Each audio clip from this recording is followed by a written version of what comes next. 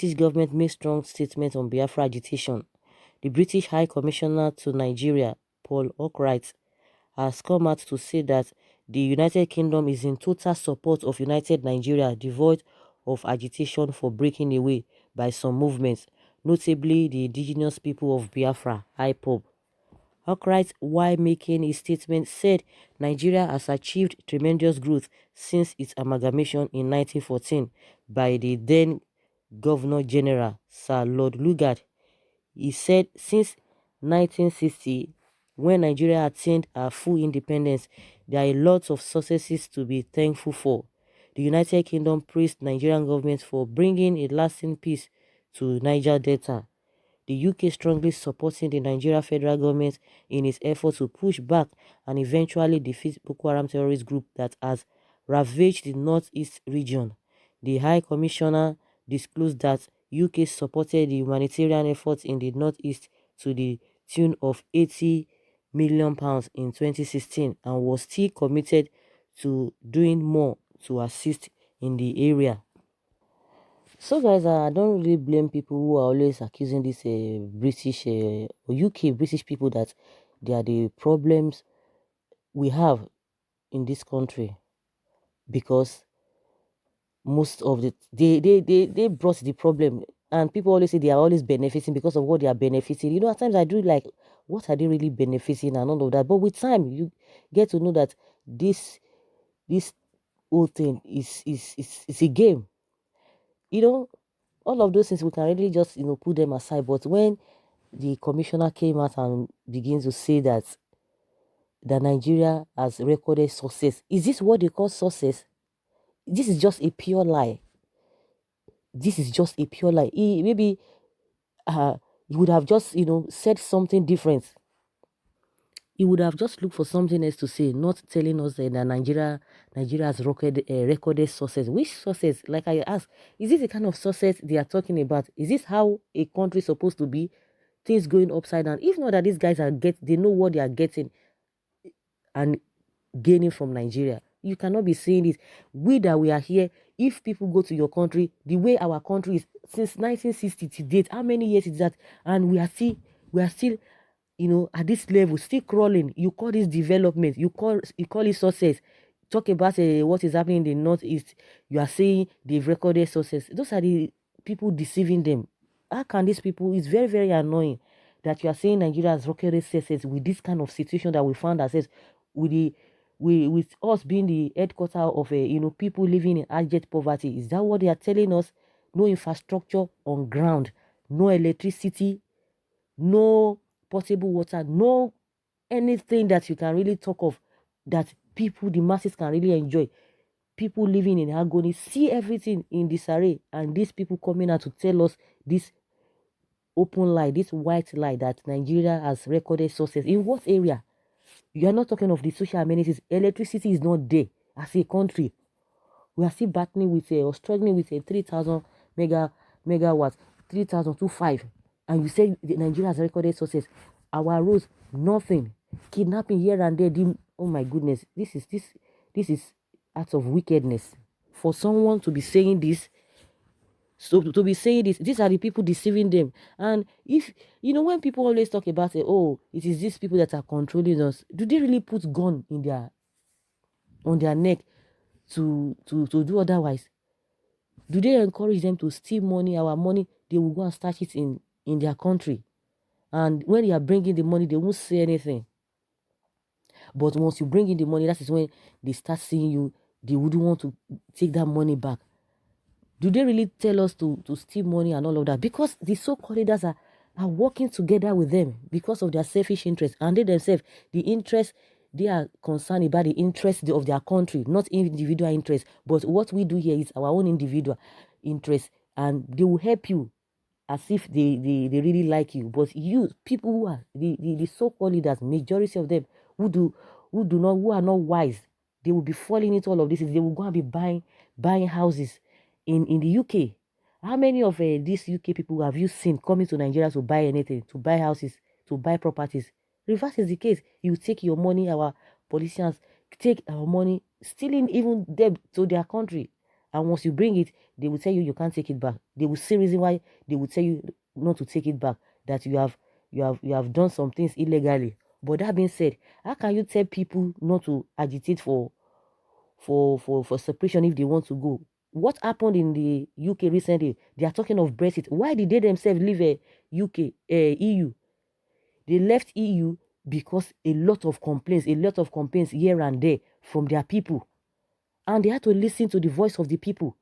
And that was one of the reasons the David Cameron, he promised them that if if he was elected back into government in 2015, that he will create an avenue for referendum. And that was why they had that referendum. And at the end of the day, they pulled out of a EU. So what are you telling us, that people is now a crime? Is it by force that people must stay together? I don't just get it. Like I said, when people are always talking about this British of a people, you tend to like, oh, what do people really mean? When you guys left EU, they are still battling, on how to live, of course, officially, but they have already left, I know, with the referendum, they've already chosen the path they want to take. It was the same people, the masses, saying they wanted to leave EU because of the things that they've been experiencing with the EU. They've been together for close to 40 years or over 40 years. And the people deemed it fit that they wanted to leave. And they organized a referendum. Why is it that it cannot be said the same thing? If you think that people really want to go, why can't you encourage referendum? You guys did that in your country and you left EU. What was the reason why they left EU in the first place? Now you are telling people not to ask for for separation. Is it a crime? Is it a death sentence if someone or some group of people say they want to leave? This is hypocrisy of the highest order. Hypocrisy of the highest order. Coming to tell us that Nigeria has recorded sources. Which sources? The way and manner Nigeria is looking or Nigeria is operating, is that the same thing they can say to them? Because people will be telling you, oh, we are growing for close to 60 years. We are still growing. We've not been able to achieve a meaningful development. This is what they call development. And our government will be so happy. They will be telling you all of this, and you always go there. We have improved, yet our health sector, we've not been able to improve. How many of them usually come to Nigeria for medical treatment? But the reverse is the case.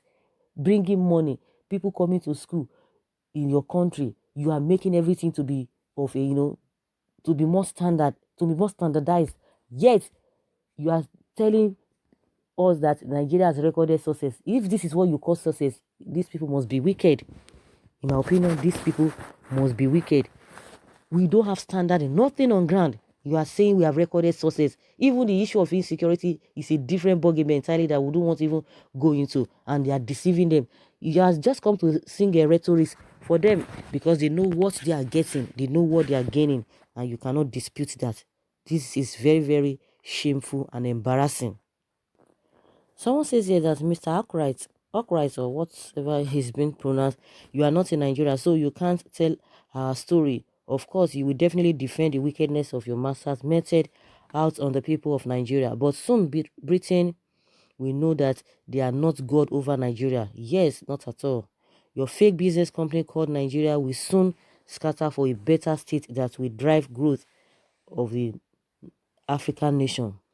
Someone say reasonable people the world over believe that the above scrap purported to have to come from British government is false. In any case, let Britain be clearly informed that the days of slave trading are over, that the actualization of Biafra independence does not depend on the good wishes of any nation with vested interest in oneness of Nigeria.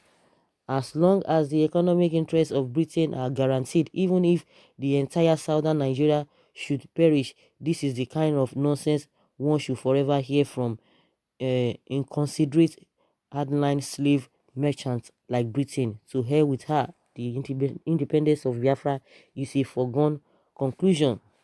Nigeria is a British company. You can defend your company from being collapsed.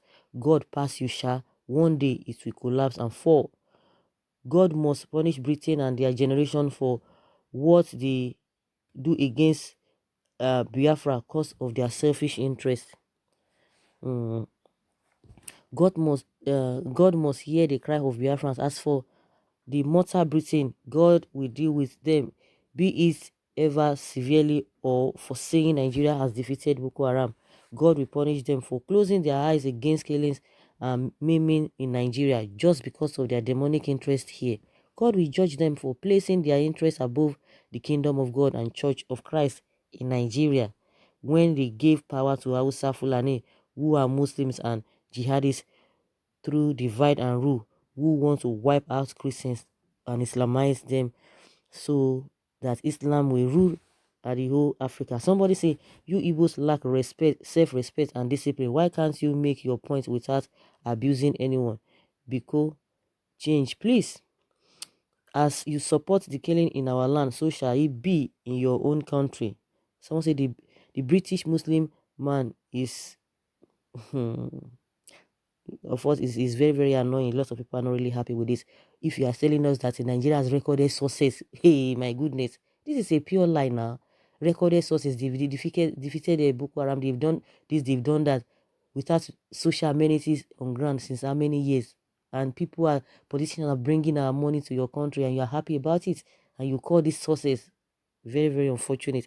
I'm sure that is what the government wants. Those who are in government, that is what they want, because they themselves, they put their selfish interests above the interests of the country. So when they see people supporting them, of course people already know the stand of the British people, so it's not really a new thing. So guys, leave your comment below and let's hear your take concerning what this particular man has said, the British High Commissioner to Nigeria. Thank you.